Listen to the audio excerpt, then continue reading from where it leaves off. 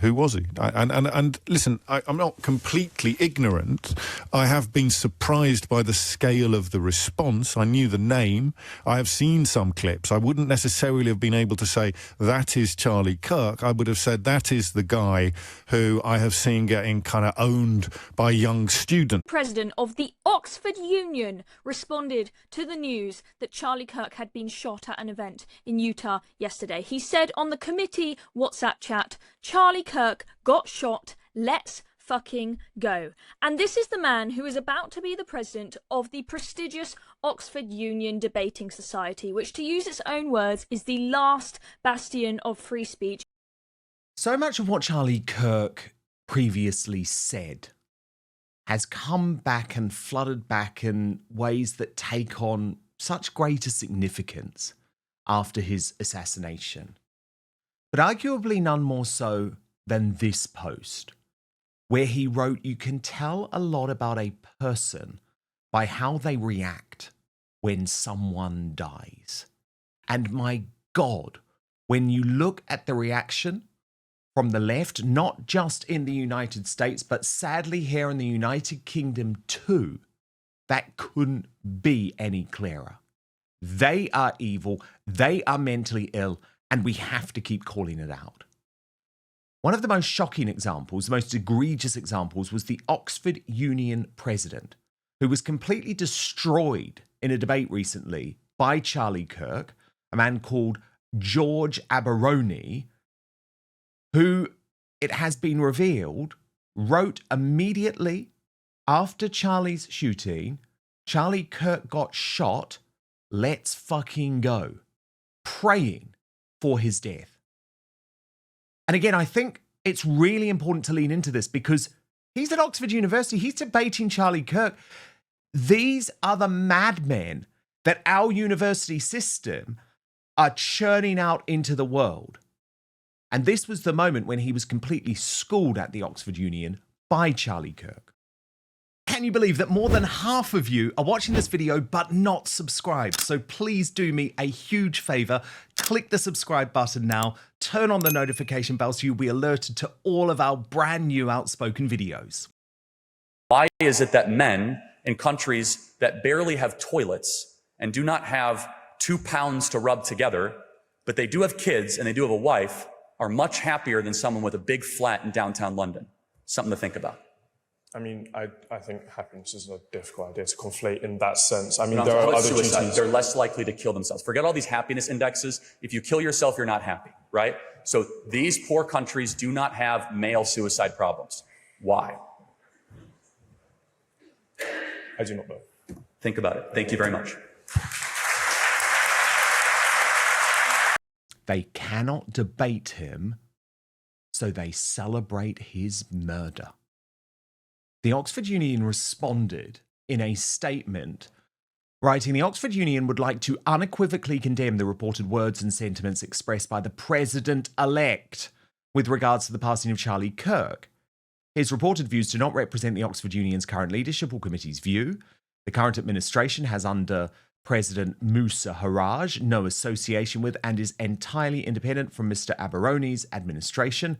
In alignment with the statement published by our society earlier today, we reaffirm our stance that the Oxford Union firmly opposes all forms of political violence and strongly stands by our commitment to free speech and considerate debate. We would like to reiterate that our condolences lie with Charlie Kirk's family, especially his wife and young children who are enduring terrible grief." But for another young activist on the right, Chloe Dobbs, that's not good enough. She writes, "If George doesn't resign soon, he's going to have a very boring tribunal to sit through. I don't want to have to make up a written complaint to the returning officer, but if he hasn't gone by the end of the week, I won't hold back. The Oxford Union has a long-standing reputation to uphold, dating back to 1823. I'm proud to be a member. Don't ruin its reputation, George. Do the right thing and resign." And she made this video for Reasons UK. Is how the incoming president of the Oxford Union responded to the news that Charlie Kirk had been shot at an event in Utah yesterday. He said on the committee WhatsApp chat, Charlie Kirk got shot, let's fucking go. And this is the man who is about to be the president of the prestigious Oxford Union Debating Society, which, to use its own words, is the last bastion of free speech. It's been around since 1823 and has a fantastic long-standing reputation and commitment to free speech to uphold. They are committed to giving a voice to people with contentious opinions rather than wishing for them to be shot dead.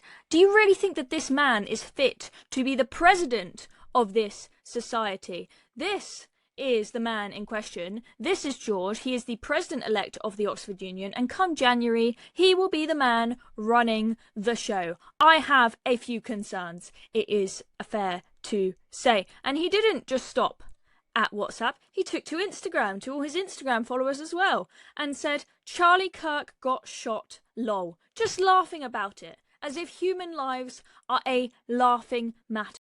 Well, of course, but it was even worse than that, because he used the prayer emoji, which in my view clearly suggested he was urging his death to happen. But of course, this isn't limited to the Oxford Union. We're seeing it throughout our apparently acceptable political and media class. Look at what happened when the leftists in the EU refused a moment of silence. Please stand with me in reflection and prayer in his honor, and I yield the rest of my time for a moment of silence. Herr Kollege Reimers, wir haben abgesprochen, Sie wissen, dass die Präsidentin hat eine Schweigeminute abgelegt. Wir fahren weiter fort. Wir kommen zum Bericht von Herrn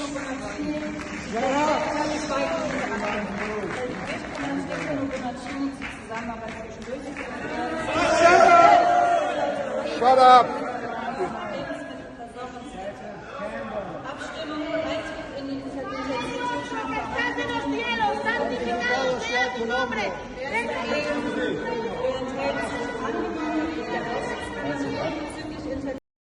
And of course, in America, it's even worse on the streets. Created sick. Do you support his death? I do. You support his death? Fuck Charlie Kirk. You support Charlie Kirk being killed? Yes, I do. On the day he died, you're here at a vigil for Charlie Kirk and you support his death. Do you support a Nazi? No, I don't support a Nazi. Charlie Kirk wasn't a Nazi. Yes, You support his shooter? Yep, sure do. Freedom. You support Charlie Kirk's shooter? Sure do. He did us all a favor. Would you shoot somebody like Charlie Kirk? I would have killed him myself. You would have killed him yourself? Okay. Do you have a job here in Seattle? Nope. I take that for a living. And of course, do not believe that this is an American issue, okay? Because it's not. As Nigel Farage pointed out in a press conference in Wales earlier today, he was threatened. His death was threatened on TikTok, and he says, let's see if the police arrest the people who called for me to be shot. I'm sure they won't. Carl Benjamin weighed in. Of Lotus Eaters, writing, Nigel Farage has been subject to the same kind of pathological hate campaign as Charlie Kirk has been.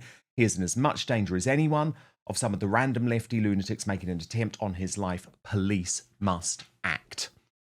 And of course, in the mainstream media, there was also an outrageous reaction in the United Kingdom. Now, you know I refuse to watch, I believe, the worst Britain really in the world, James O'Brien at all. But Sandra Parker does a very good job on X, sort of cataloguing his disgusting attributes and his disgusting actions on his LBC show. And she posted yesterday, and this perked up my attention. James O'Brien, who keeps insisting this morning that he doesn't know who Charlie Kirk was, is now playing a curated reel of different clips of Charlie Kirk and then arguing against those clips. James O'Brien is the most disgusting person in UK broadcasting. And so I got one of my producers to listen. I couldn't face it myself. And they came up with some of these lowlights. It's quite astonishing. Look here, he doesn't even concede that this is an assassination on Charlie Kirk. He says an apparent assassination. And he's angry at Slippery Starmer for expressing remorse about it. Why has this... what's the word that I want? Why has this apparent assassination stopped the traffic on this side of the Atlantic and beyond? Keir Starmer, I suspect, ignorant of some of the pronouncements that this chap has made in the past, particularly with reference to, I would suggest off the top of my head, homosexuality and black women's intelligence, has offered a very lavish expression of grief. And just proving that James O'Brien lives in an alternate universe, he said that he was only aware of Charlie Kirk from watching videos where he was apparently owned by young students. Who was he? And listen, I'm not completely ignorant. I have been surprised by the scale of the response. I knew the name. I have seen some clips. I wouldn't necessarily have been able to say, that is Charlie Kirk. I would have said, that is the guy who I have seen getting kind of owned by young students. But there was more. Watch this. Things like the Great Replacement theory on the record. He's about one of those, is he? Hang on, I those, think we may have that. Let's just have a listen to that, just to be absolutely clear. You know what's dramatic? The invasion of the country. We're going to talk more about that. We're going to talk about how the other side has openly admitted that this is about bringing in voters that they want and they like, and honestly diminishing and decreasing white demographics in America. We're going to say that part out loud because so many people in the corporate media are afraid to talk about it. Wow. I mean, bits of corporate media I'm familiar with never talk about anything else. But that is just not true, is it? The idea that senior Democrats have come out and said we are deliberately trying to replace the white population with non-white people because non-white people are somehow more likely to vote for us. I mean, that's just scratching the surface of a lot of the falsities he was promoting. Right. Going back to COVID and beyond, he even was very vocal criticism he expressed about the Civil Rights Act of 1964. Well, he didn't like that. How can you possibly say that wasn't a good thing? To giving civil rights to hundreds and thousands, millions of black Americans. It's just shocking that but... Shame on James O'Brien, but it actually just shows how out of touch our regime media is. Adam Bolton, who was absolutely obsessed with the death of George Floyd, continues his campaign against Charlie Kirk today, now writing, Charlie Kirk held racist and sexist views and advocated violence against some opponents. That puts him to the extreme right of any party holding elective office in the UK. You may like him, but don't try to claim that he fits in the Overton window of political discourse in this country. And isn't that the point? Adam Bolton thinks he can control what we are allowed to discuss, but he's a dinosaur. He's an old, decrepit dinosaur on his way out of the media world, thank goodness. And there's been other people who maybe you used to respect, who I think have shown that they have no respect for the dead. Peter Lloyd posted about Nadia Hussein, who thought that it was appropriate to say that Charlie Kirk was an Islamophobe. And he lived for division. Less than 24 hours after his murder, she wrote, "Why is it that when white men die, the world mourns, but when children in Gaza die, there's silence?" Ollie London on that also revealed the fact that she described Charlie Kirk as a bigot. But I would argue the real bigots are those over on Blue Sky. Do you remember Blue Sky? I've never looked into it. I mean, it's clearly a horrible platform. But Blue Sky was set up, right, because apparently the hard left thought that X was too toxic. It was too nasty on Elon Musk's X. Well, as Toby Young pointed out, with this collection of posts, which I'm not going to read, but you can see, calling for the most appalling violence against a whole load of people, including Ben Shapiro, Blue Sky's reputation for being more wholesome and less nasty than X will not survive this day. And I thought Alex Phillips really summed up the situation actually very well, writing, "I am shocked and appalled at how many self-righteous left-wing journalists have been so crass and tasteless in the wake of a young father's murder while the killer is still at large. And the channels that have platformed them without even flinching. Timing is key. Even then, this is not the death of a dictator, nor a notorious criminal, but just a young man on the right of politics with old-fashioned attitudes. Christian values, many of which are held by Caribbeans, Africans, Muslims, Sikhs, Hindus, and Jews. Yet they have torn into this tragic young man violently killed as if there is justification for his murder. How utterly, breathtakingly deranged. A lot of people in the media should hang their heads in shame tonight. I won't even do the list as we know who they are, and many are disgustingly mainstream. I have seen things that have made me utterly appalled. We should demand better because it's this slippage into the normalization of sociopathic leftist radicalism that led to the death of a young man. It has to stop. And to loop right back around to Charlie Kirk's post, where he said you learn a lot from someone by how they react to a death. And so many people tried to make out that Donald Trump is some type of monster responsible for the nasty rhetoric across the US. But I want to show you how Donald Trump reacted when he found out that one of his arch rivals, arch nemesis, had died. Watch. But first, let's be honest, you're watching this because you know the mainstream media can't be trusted anymore. The so-called fact checkers, they're just part of the same corrupt club. And who can forget the scandals they helped cover up or spin? Brexit lies, the COVID chaos, the relentless smears against Donald Trump. Well, I've had enough of being misled. That's why I've turned to Ground News, today's sponsor.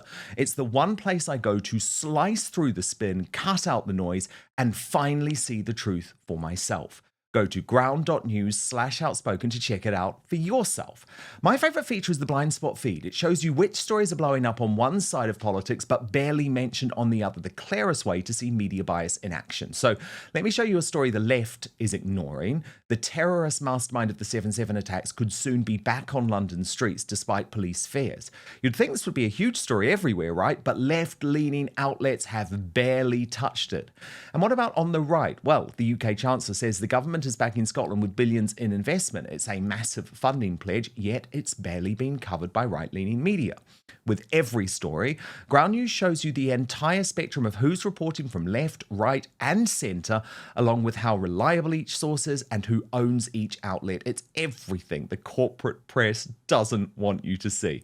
So I know you love keeping up with the news, but like me, you don't buy what the legacy media are selling. So this gives you the tools for yourself to see what's really going on without the spin, without the manipulation, and without being told what to think. It's the only way I read the news now, and clearly many of you agree, as Ground News has over 10,000 five-star reviews. So go to ground.news/outspoken and stop letting the mainstream media decide the truth for you. If you subscribe through my link, you'll get 40% off the Vantage plan. That's the one I personally use for unlimited access. Supporting Ground News also supports Outspoken, so thank you for helping me keep doing what I am doing here too. That's ground.news/outspoken. But now, back to the show. Yeah.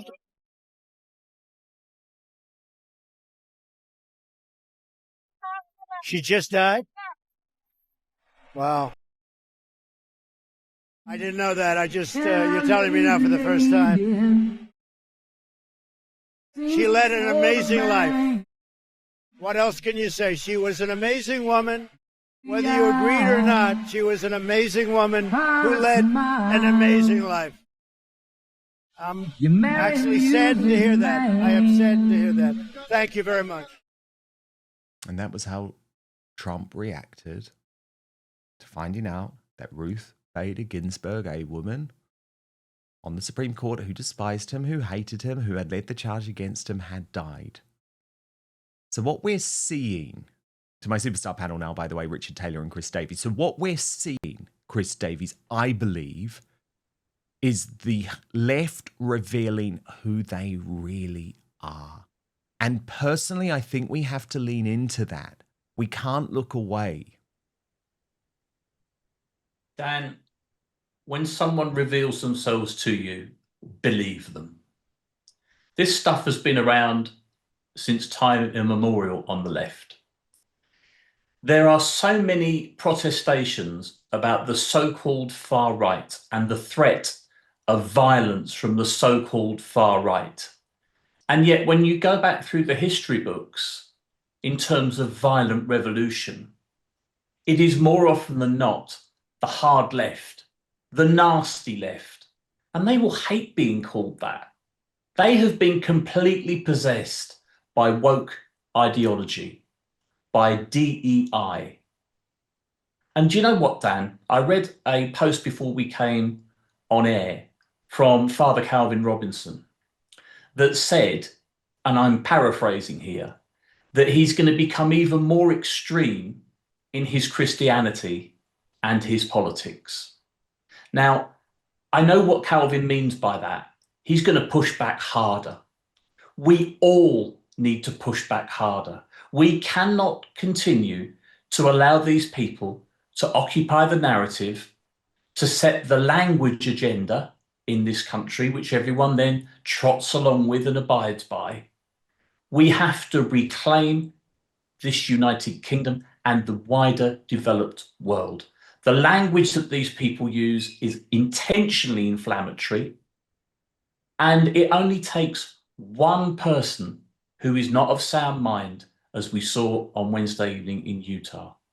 It is time that we, on the right, regardless of party allegiance, get a hold of the narrative and drive it forward and push these people into the sunlight, like James O'Brien, so that people can see them for what they really are, vermin. Very, very powerfully put, Chris. Richard Taylor, what was your reaction to that James O'Brien broadcast? Well, firstly, Dan, like you, I don't watch James O'Brien. I've got no time for him whatsoever. And you've just put him on the screen here for me to watch. Look, these people who are celebrating the death of Charlie Kirk are pure evil. They are scum. They don't deserve a platform. Yes, they have the right to the freedom of speech, but it is absolutely at the heart of everything that we stand for as a Christian nation, as a Christian culture. We are tolerant.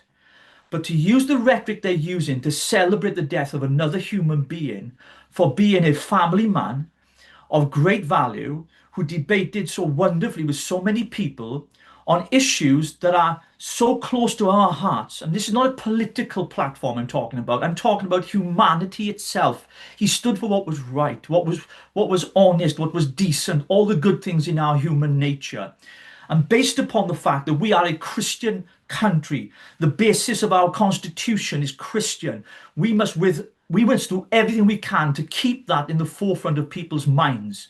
And the reason we at Advance UK have continued to do that as a brand new political party is for the simple reason we believe that our culture has been eroded because of an invasion of Islamists that have come here with their ideologies, their doctrines, and their culture, and they want to radicalize, they want to change our culture, change our way of life, and everything else. Charlie stood against that. That doesn't make him a bigot. It makes him someone who believes in what he fully embraced as a Christian, as a believer, that our nation is better when we are led through Christian principles and morals that he believed in. And I believe the same. And we have to fight and die on that hill if necessary.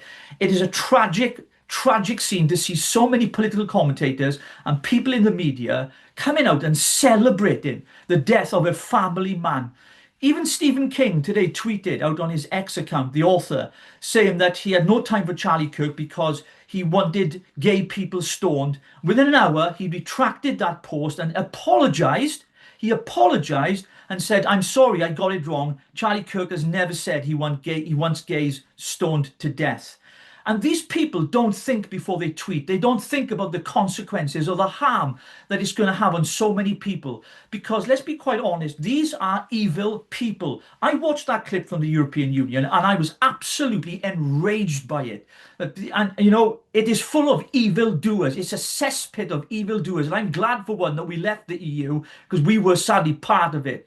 And that whole environment where people think they have a divine right to celebrate the death of this young man, this family man. Do you know what, Dan? I'm so angry. I'm holding back here because I'm so appalled by what I'm witnessing right now. But I'm not surprised. I mean, Richard, this was really interesting, actually, from Dave Rubin on X. Charlie was never anything but kind to me and my husband. We broke bread many times. He never treated us with anything other than respect. He even came to our house not too long ago and plot twist didn't throw rocks at us. Write about that sometime, you hack. So again, it's like so often these lies just perpetuate. Now, in some ways, I mean, I think Stephen King is utterly vile. He is an utterly vile troll. But at least he's apologised. You don't get that from a James O'Brien. Certainly not, Dan. And James O'Brien is a long list of people within our media platforms that you've already mentioned on the show tonight. And it's evident to me that these people have no humanity at all. They've no compassion. They've no understanding. You know, I've labelled the point he's be a family man, and the way he debated, the way he was endearing and so loving and so kind and generous to people who were on the other side of the argument. And yet we have these people who are crazed and Narinda looking for clickbaits, trying to get people, you know, on their side of the argument. This is not an argument. This is pure evil. It's demonic, in my opinion. It's an attack not just on freedom of speech, but the very values upon which our Christian nation was built upon. And that is respect and decency and honesty and forgiveness and all of those things. And they are the very thing they accuse us of. And, you know, people like David Lammy, the Deputy Prime Minister, you know, called those of us who voted for Brexit Nazis. Their rhetoric is beyond it's unbelievable, and yet they get away with it. And I think the festival that we're coming up to tomorrow with Tommy Robinson, with so many wonderful speakers, and I know there's going to be some guest speakers there as well. It's going to be a fantastic time. It's an opportunity for us to really raise our voices and say, we will not allow this to go unnoticed. And we're all Charlie Kirk right now, because we will take that baton on for the freedom of speech and everything else that he believed in. And I think that's very important. Thank you so much for watching Dan Wootton Outspoken. Please click on my face just to the bottom left to subscribe to this brand new independent news source and turn on the notification bell so you'll be alerted to our brand new live shows, uncancelled interviews and special royal episodes. Outspoken is also now available as a podcast, so you can listen to the show every weekday on the go wherever you are.